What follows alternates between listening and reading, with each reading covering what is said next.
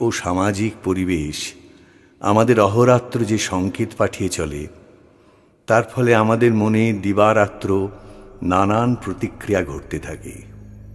আমাদের হাসি কান্না, প্রেম বিরহ, আশা নিরাশা, প্রতীক্ষা প্রার্থনা সবই তারই নিদর্শন। এই ঘাত প্রতিঘাত নটরাজের নিত্য নৃত্যের সঙ্গে তুলনীয়। মনের এই সকল ভাবই ক্ষণস্থায়ী ও সেগুলি অনেক সময় অসম্পূর্ণ থেকে যায়। কোনো কোনো ভাব স্ফুলিঙ্গের মতো হঠাৎ আসে, আবার হঠাৎ মিলিয়ে যায়। আবার কোনো কোনো ভাব অপেক্ষাকৃত দীর্ঘস্থায়ী হয়। মনের এই বৈচিত্র্য ও চিরচঞ্চলতাকেই এই সংকলনে ধরবার চেষ্টা হয়েছে। তাই এর বিষয় মম চিত্তে কে যে নাচে। এর মধ্যে একটি সুর সকল গানে ও কবিতায় বেজেছে চিরসুন্দরের বিরহ ও তার প্রতি সম্পূর্ণ আত্মসমর্পণ।